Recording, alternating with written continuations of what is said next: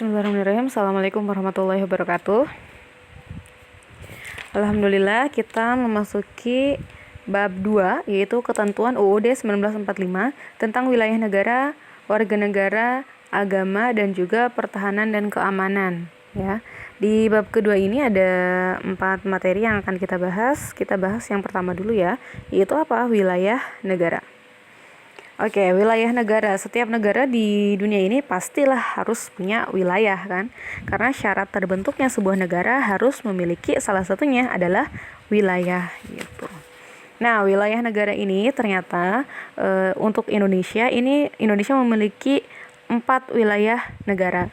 Yang pertama adalah wilayah daratan. Daratan tuh pasti ya, setiap negara haruslah punya wilayah daratannya karena memang tempat hidup si warga negaranya ya dari daratan itu gitu.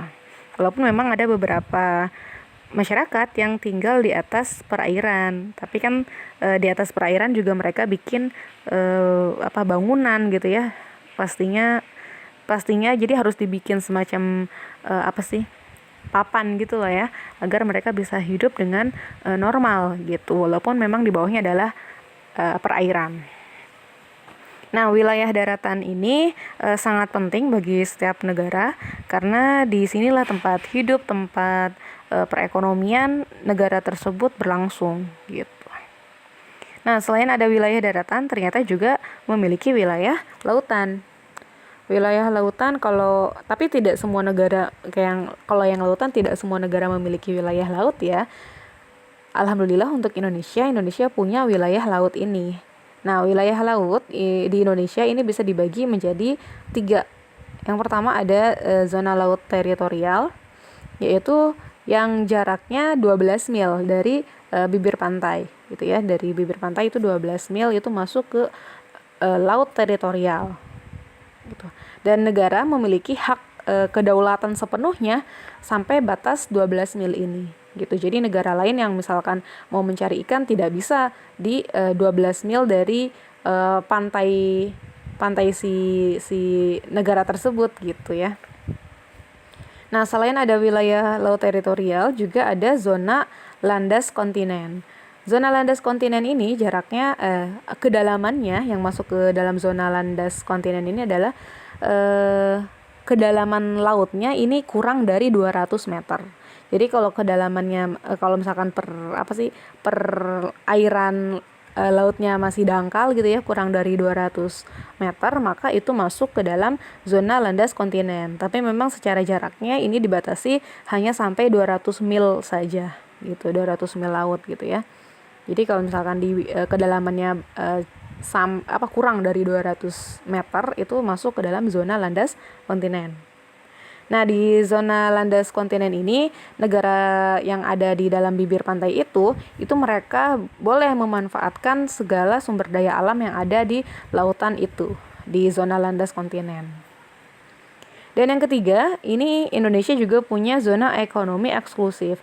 Wilayah ini lebarnya ini adalah 200 mil dari bibir pantai pulau terluar di negara tersebut. Jadi sampai ke laut lepas itu jaraknya sampai 200 mil masuk ke dalam zona ekonomi eksklusif. Di dalamnya juga bisa dimanfaatkan tuh segala sumber daya alam, bisa untuk melakukan pelayaran, pemasangan kabel, pipa-pipa gitu ya.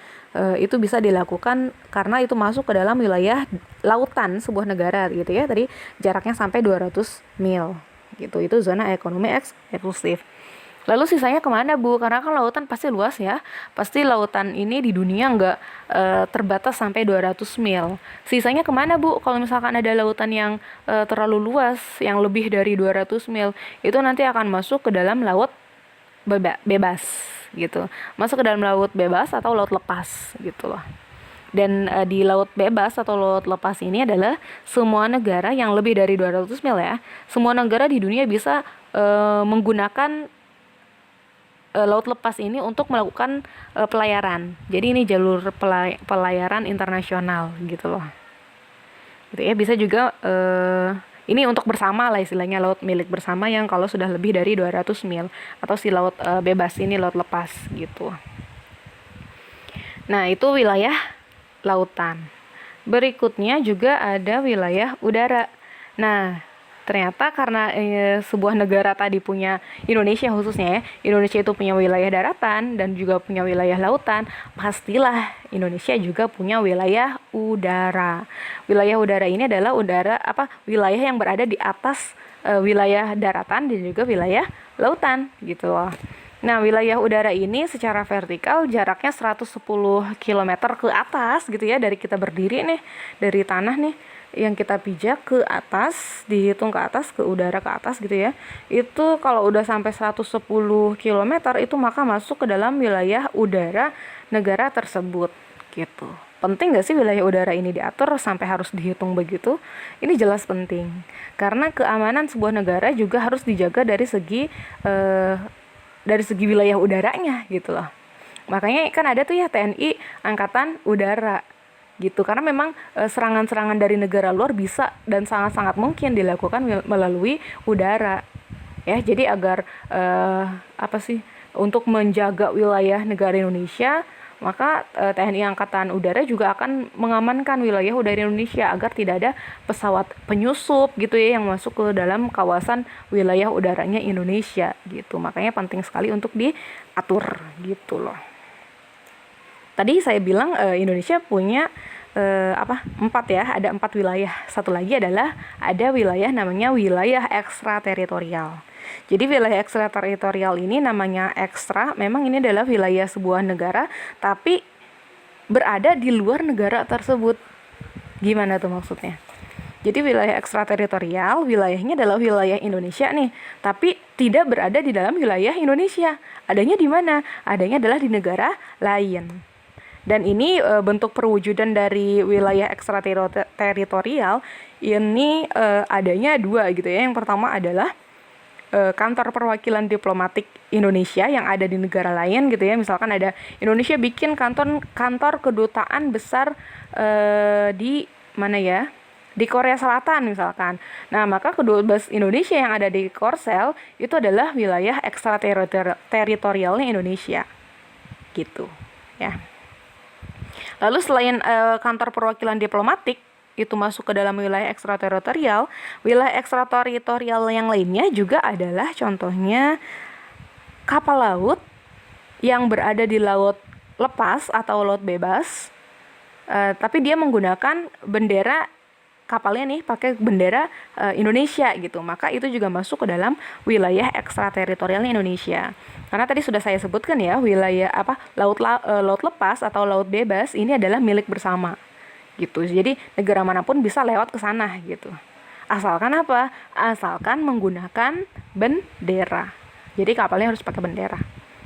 Jadi ketika kapal itu melintas di laut bebas pakai bendera Indonesia gitu ya, maka masuk ke dalam wilayah ekstrateritorial Indonesia, nggak masalah gitu. Dia nggak apa-apa lewat situ gitu.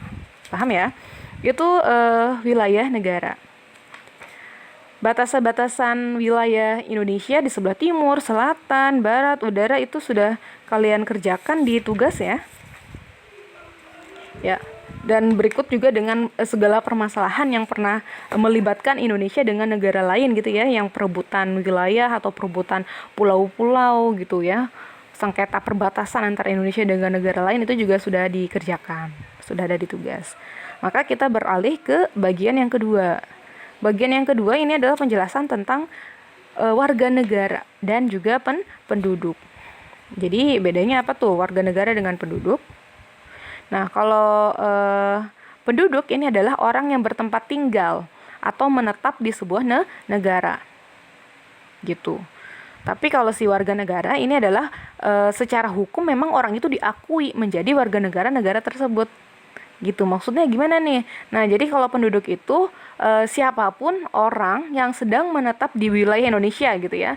Mau dia orang Korea, kayak warga negaranya Korea nih, pakai paspor Korea gitu ya. Tapi dia emang kebetulan lagi dapat kontrak kerja di Indonesia selama berapa? Misalkan selama 5 tahun. Nah, maka ketika dia tinggal di Indonesia selama 5 tahun itu bisa dikatakan sebagai penduduk gitu, karena emang dia menetap sedang bertempat tinggal di Indonesia gitu. Tapi kalau warga negara tadi adalah warga negara adalah orang yang memang diakui secara hukum merupakan bagian dari warga negara tersebut. Jadi harus ada pengakuan secara hukumnya. Berupa apa? Berupa KTP misalkan gitu. Jadi dengan adanya KTP atau masuk ke kartu keluarga gitu ya, kalian punya NIK tuh yang ada di kakak ya, itu masuk ke dalam warga negara gitu. Jadi memang diakui secara resmi oleh negara, ada nomornya gitu loh ya, ada kartunya, ada nomornya bahwa kamu tuh diakui secara hukum merupakan warga negara Indonesia gitu. Itu ya perbedaan antara penduduk dengan warga negara. Berikutnya ada asas kewarganegaraan. Jadi asas kewarganegaraan ini di Indonesia ada dua. Secara umum gitu ya, secara umum di dunia ini ternyata asas kewarganegaraan itu ada dua. Yang pertama adalah asas ius sanguinis dan yang kedua adalah asas ius soli. Jadi kalau yang asas ius sanguinis ini asas berdasarkan keturunan atau darah gitu ya. Jadi gimana maksudnya? Jadi seseorang dikatakan warga negara tersebut ketika orang itu merupakan keturunan dari memang warga negara itu gitu. Misalkan nih, dia dikatakan warga negara Indonesia karena apa? Karena memang orang tuanya juga warga negara Indonesia. Karena dia keturunan warga negara Indonesia, dia lagi tinggal di negara manapun gitu ya, dia diakui tuh jadi warga negara Indonesia. Itu contohnya gitu.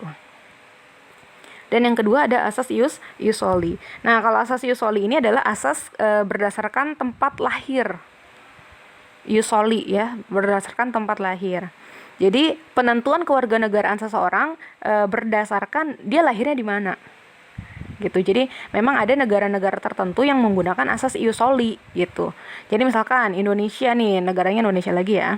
Misalkan Indonesia nih ternyata menganut asasnya adalah yang ius soli, bukan yang ius sanguinis gitu. Nah, ketika menggunakan ius soli berarti apa? Warga negara Indonesia adalah orang-orang yang memang lahirnya di Indonesia.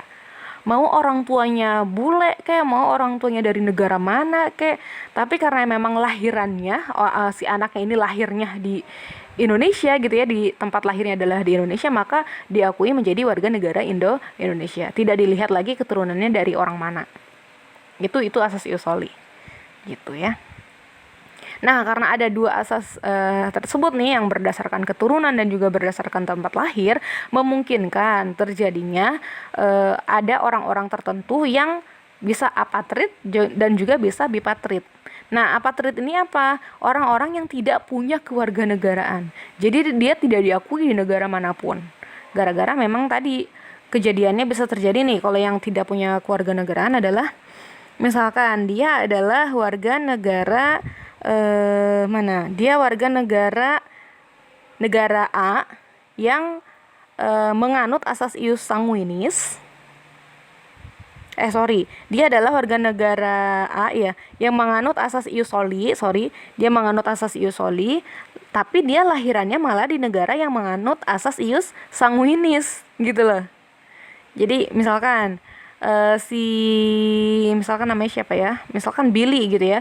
Si Billy ini adalah warga negara A yang menganut asas ius soli. Kalau mau diakui jadi warga negara A gitu ya, maka dia harus lahir di negara A. Tapi si Billy kebetulan nih dia lahirnya adalah di negara B yang menganut asas ius sanguinis. Yang mengakui kewarganegaraan seseorang itu berdasarkan keturunannya. Sedangkan si Billy warga negara A gitu. Jadi si Billy nih walaupun lahirannya di negara yang B yang ius sanguinis, tapi dia nggak diakui karena dia bukan keturunan warga negara B. Si Billy adalah keturunan warga negara A. Tapi negara A ketika si Billy ini balik lagi ke negara orang tuanya yaitu A, dia juga nggak diakui karena tadi si Billy tidak lahir di negara A, malah lahir di negara B. Gitu. Itu jadi akhirnya dia apatrid, tidak punya kewarganegaraan. Atau bisa juga ada orang yang bipatrid. Nah, kalau bipatrid ini adalah dia malah punya dua kewarganegaraan secara sekaligus gitu loh. Jadi dia punya dua kewarganegaraan. Kenapa bisa? Nah, misalkan dia adalah si Bella nih. Kalau si Bella kebalikannya dari si Billy. Si Bella adalah warga negara B yang menganut asas ius sanguinis tadi ya, negara B itu. Tapi si Bella lahirnya di negara A yang menganut asas ius soli. Akhirnya si Bella diakui di negara A, walaupun orang tuanya adalah warga negara B tadi ya, dia tetap diakui di negara A karena memang si Bella lahir di negara yang menganut asas ius soli. Nah, ketika si Bella misalkan dibawa sama orang tuanya ke negara B yang menganut asas ius sanguinis, dia juga diakui gitu. Karena memang si Bella keturunan warga negara B gitu. Akhirnya si Bella punya 2 keluarga negaraan. Gitu ya. Nah, akhirnya bagaimana caranya nih agar nasib si Billy itu bisa enak nanti ke depannya, dia bisa punya kewarganegaraan karena tadi dia apatrid, dia tidak punya kewarganegaraan. Maka bisa menggunakan dengan yang namanya adalah ada yang namanya stem cell aktif gitu ya. Jadi seseorang melakukan tindakan hukum tertentu agar dia menjadi warga negara gitu. Jadi dia mengajukan dirinya untuk menjadi warga negara. Stem cell aktif ini sebutan lainnya juga namanya adalah naturalisasi biasa gitu. Jadi dia mengajukan diri secara aktif, makanya disebut stem cell aktif gitu ya. Mengajukan diri secara aktif untuk menjadi warga negara tertentu gitu. Nah, selain ada stem cell aktif, bisa juga stem cell pasif. Nah, justru ini kalau yang stem cell pasif ini adalah seseorang istilahnya apa ya, ditawarkan gitu loh. Seseorang ditawarkan untuk menjadi warga negara tersebut tanpa mengajukan diri. Jadi emang ditawarin. Kenapa kok bisa? Karena memang orang tersebut adalah orang-orang yang istimewa, orang-orang yang memberikan prestasi gitu loh. Gitu ya, yang berprestasi terhadap negara tersebut gitu, membanggakan negara tersebut. Gitu. Jadi ini makanya disebut sebagai nama lainnya adalah naturalisasi istimewa. Karena orang tersebut tanpa mengajukan diri tapi dia diakui menjadi warga negara tersebut gitu. Ketika dia berprestasi gitu loh ya. Itu stem cell pasif. Jadi dia nggak minta tapi memang ditawarin untuk menjadi warga negara. Gitu. Nah, maka akhirnya ada juga muncul lagi nih haknya. Bisa kita tolak, bisa juga kita memilih gitu. Nah, misalkan nih di hak opsi, ada hak opsi yang pertama. Hak opsi ini adalah hak untuk memilih suatu kewarganegaraan. Jadi dia bisa memilih nih mau jadi warga negara yang mana. Ini kasusnya cocok untuk si Bella ya. Karena tadi si Bella kan dia punya 2 kewarganegaraan. Maka si Bella pastilah dia punya hak opsi. Boleh untuk milih mau jadi warga negara A atau warga negara B gitu. Atau misalkan ada hak repudiasi. Yang kedua adalah hak repudiasi. Ini adalah hak untuk menolak. Hak untuk menolak kewarganegaraan. Misalkan tadi seseorang atlet sepak bola gitu ya, karena dia berprestasi di Indonesia akhirnya ditawarkan menjadi warga negara Indonesia, dilakukan naturalisasi istimewa gitu ya, secara pasif. Nah, dia punya hak repudiasi, hak untuk menolak, oh saya nggak mau jadi warga negara di sini gitu, karena saya sudah punya warga negara Brazil misalkan gitu ya, jadi saya tidak ingin atau menolak gitu ya untuk menjadi warga negara Indonesia misalkan gitu. Itu nggak apa-apa, ada hak opsi, ada hak repudiasi. Hak opsi memilih, hak repudiasi, hak menolak gitu ya. Itu berkaitan dengan warga negara. Syarat-syarat menjadi warga negara Indonesia itu apa? Silahkan dibaca di buku ada ya. Terus juga penyebab hilangnya kewarganegaraan seseorang itu juga ada aturannya, dan silahkan dibaca di buku paket atau di e-book ya, silahkan dibaca, itu sudah lengkap. Nah, berikutnya ini adalah kemerdekaan beragama dan berkepercayaan di Indonesia. Jadi di Indonesia ini memang semua warganya harus beragama gitu loh. Karena memang sila pertamanya adalah ketuhanan yang Maha Esa. Jadi memang ateisme itu ditolak di Indonesia. Kalau tidak mengakui adanya Tuhan gitu ya, itu tidak boleh begitu loh di Indonesia. Harus percaya kepada Tuhan karena memang Allah tuh ada gitu ya, Tuhan itu memang ada gitu. Jadi memang harus beragama. Gitu ya. Jadi di dalam pasal 28E ayat 1 disebutkan bahwa setiap orang bebas memeluk agama dan beribadah menurut agamanya gitu. Gitu ya. Itu kemerdekaan beragama di Indonesia. Nah, kita juga harus rukun gitu ya dalam kehidupan umat beragama gitu. Jadi tidak saling mengganggu peribadatan agama-agama yang lain gitu ya.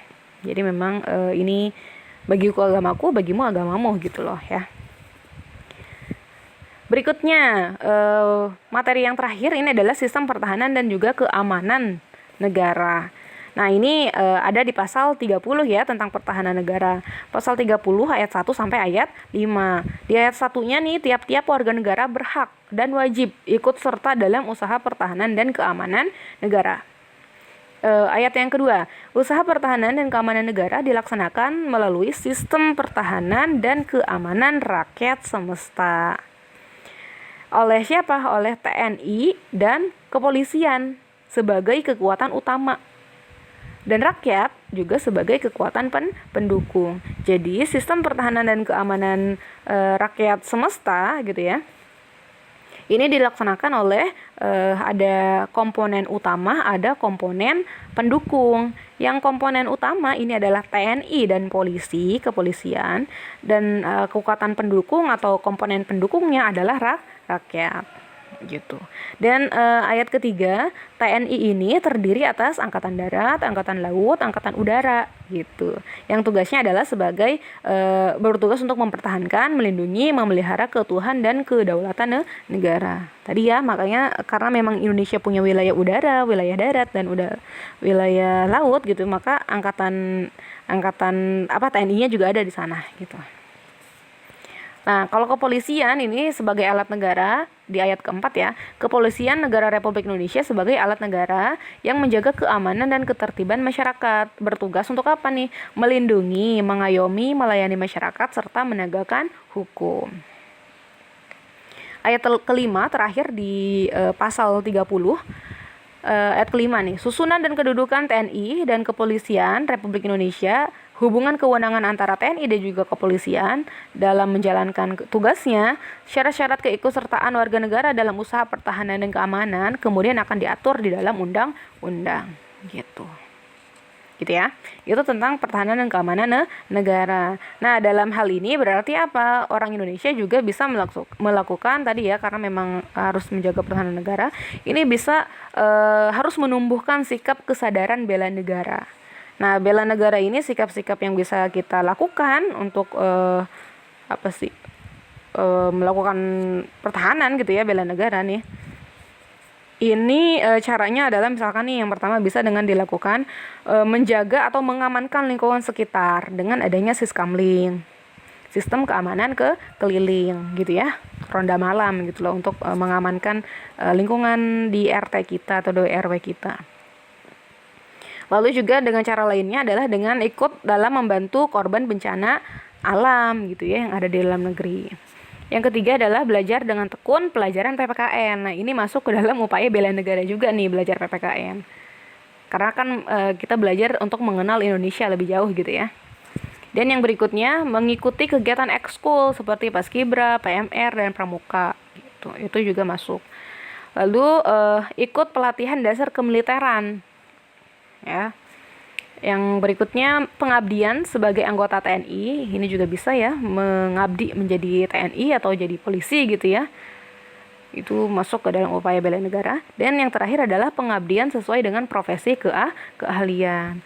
Misalkan nanti kalian berprofesi sebagai dokter. Ketika kalian menjalankan tugas itu dengan baik, sebetulnya kalian juga melakukan bela negara gitu, karena kalian berjasa bagi masyarakat gitu ya, apalagi di tengah wabah saat ini COVID. Itu kan dokter menjadi pahlawan ya di tengah-tengah kita saat ini gitu ya.